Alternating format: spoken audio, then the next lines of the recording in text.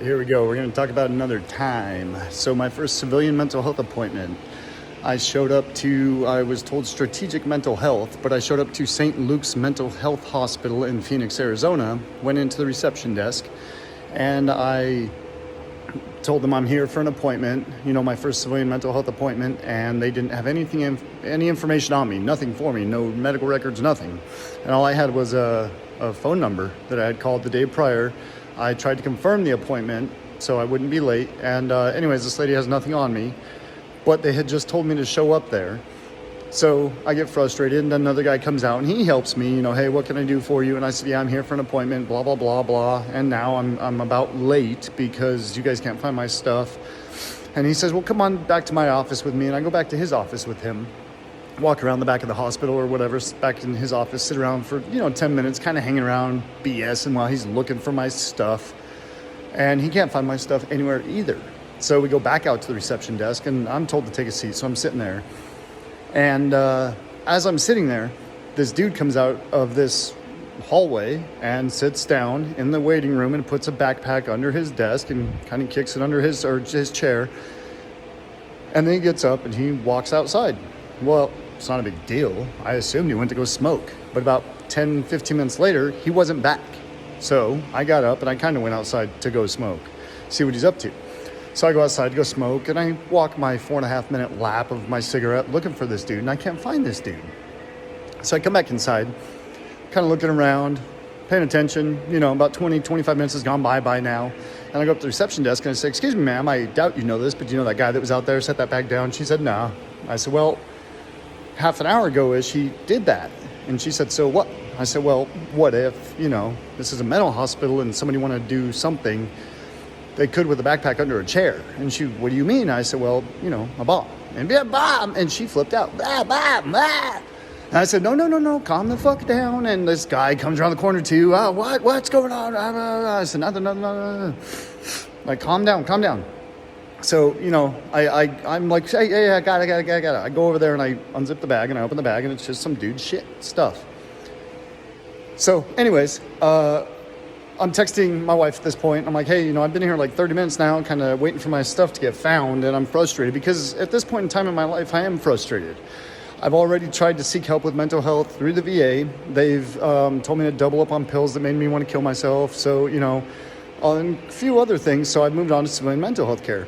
This is my first civilian appointment. I don't know what's going on. So after I check this dude's backpack, there's nothing in it. I leave it there. I go sit back down. I come down. This dude, the main guy, comes out and he's like, hey, I found your paperwork. Come with me. So I go with him. And we walk back, and I'm texting my cousin at this point, looking down at my phone, texting my cousin, and I say, hey, they found my stuff. I'm about to go into my appointment. I'll talk to you in about an hour, okay? And as I hit send, I look up, and I hear, ka-dunk. Big, heavy doors drop behind me, and the guy in front of me that's guiding me says, give me your phone and everything in your pockets. And I said, yeah, no, it's not going to happen. What's going on? He said, well, you're being voluntarily admitted for 24 to 72 hours. And I said, no, I'm not. That's not going to happen. We exchanged some other words, but nonetheless, we talked, and I said, let me call my wife. So I call my wife, and I'm like, hey, babe, this is going on. And she said, you know what? You've been asking for help, trying to get help. Maybe this is a sign. Take your 24 to 72 hours. I got everything at home. Do what you got to do for yourself. I'll see you in 2 to 3 days. Love you, bye. And I was like, all right, cool. So I hung up, gave him my stuff, signed the form. Form said something in the manner of, voluntary admittance for 24 to 48 hours. I have no idea what it said. So I signed it, and he told me, oh yeah, you'll be out in 48 hours. Just you're here for like 2 days off. Just chill out. Oh, by the way, we don't have a bed for you. You're sleeping on the concrete floor in the waiting area. So some time goes by, and I'm outside hanging out by myself, minding my business, like in this waiting area that I'm supposed to sleep in, and I'm coloring on paper, and this orderly comes over and he tells me, he's like, hey, you need to go lay down, go to bed. And I said, well, I don't have a bed, so you need to mind your business. And he says, well, no, you need to go over back to bed. You need to go to bed. And I said, again, dude, I need to color this paper. What you need to do is mind your business. Well, I was wrong. I needed to go to bed, apparently. So he went and got his buddy orderly, and they bullied me, said, get up, we're doing it your way or my way. And they took me to another ward, which I thought was great. I'm like, oh, cool, I got a bed. They gave me a bed. Yeah, but they also gave me a room that was a little more secure with a bunch of other roommates. I didn't know that was going to happen. So also, while this is going on, I told these guys that I'm taking a medication assigned or prescribed to me by the Veterans Administration, and I don't have this medication on me because this was supposed to be an appointment, not an admittance. They say, oh, we'll get you a doctor first thing in the morning. So it's now first thing in the morning when I'm in my new room and I'm asking to see a doctor. Well, I'm going to see one later. I'll see one later. You'll see one later. So I drive on with my day, and it's not a bad deal. I got some weirdos here. Somebody's like licking their elbows. Some ex-Marine that's, probably doing what I'm doing. Seems to figure out what the hell's going on in life. Anyways, I drive on. Long story short, that evening I asked to speak to a doctor, didn't get one. The next morning I got a doctor. The doctor did not want to prescribe the pills that the VA was prescribing to me. She wanted to prescribe her own pills. And here's the catch. As soon as you accept those pills and you swallow those little things, you're stuck there under their supervision until A, your insurance stops paying for it, or B, you just get with the program and you get better and they release you. So note I was told this later, that if you have TRICARE and TRICARE is paying for your coverage for 30 days at least, they're not going to let you go. They're just going to keep rotating your damn pills. So anyways, think about that. About, 5 days in, 3 days in, 4 days in, I'm sitting here playing spades with some dudes, some Marine and some other dudes. And this orderly gets up, this short little lady gets up, starts screaming, everybody get the F up and everybody get in your rooms and rah, rah, rah.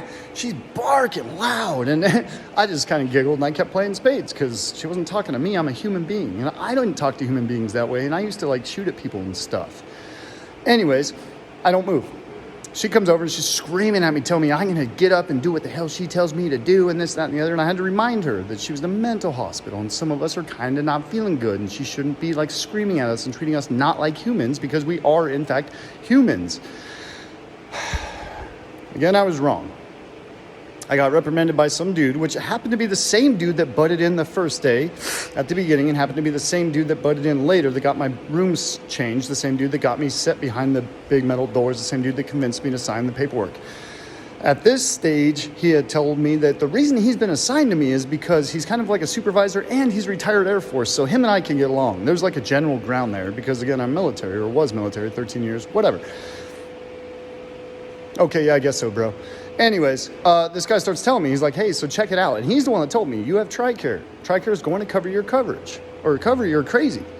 You need to start playing the game. Stop going against the grain. And I said, sir, I'm not going against the grain. I'm just not letting anybody treat me like crap. I'm a human being. I just came in here to calm down for 2 days, and I'm trying to get out. Oh, and by the way, at this point in time, I've been saying, hey, I want out. I'm going home. This sucks. 24 hours, 48 hours, volunteer admittance. I'm done. And they said, no, you're not. We won't let you go now that you're taking our pills for at least 72 hours supervision after taking that pill to make sure you're not going to die on our watch. Oh, and by the way, if we switch the pill the next day, you have to wait another 72 hours. Oh, and by the way, if you choose not to take that pill, you're going against military or medical orders, and that's bad for you. You're not getting out. Okay, so we're going to fast forward. He tells me this. He's like, dude, you need to play the game. Just play the game.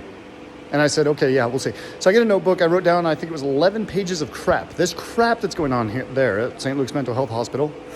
And I saw him the next week. I was still there a week later. I think I was there 10 days. I saw him the next week, and I said, hey, sir, check this shit out. And I showed him a notebook. It had 11 pages of stuff. And I said, I will send this to everybody I know, every social media source, network, blah, blah, news. Guess what? I was released with my medical record from that facility in hand within 8 hours. My wife came and picked me up. Kind of crazy, huh? Yeah, my strategic mental health appointment followed up, I think it was 3 days later at their facility in Scottsdale, which I don't know how I confused all that and how these numbers got combined. All I'm saying, guys, is you're not alone. You are not alone. It's crap. There's some crazy going on here. It's not fair. It's not right. I don't know what's going on. But join me. Talk to me about it. Send me your stories. vetstellyou@gmail.com. We're going to call this Resilient Narrative. Let's go. Let's talk. Sorry this one's so long. Please stop killing yourselves. Let's do this. Have a good day. Have a good weekend.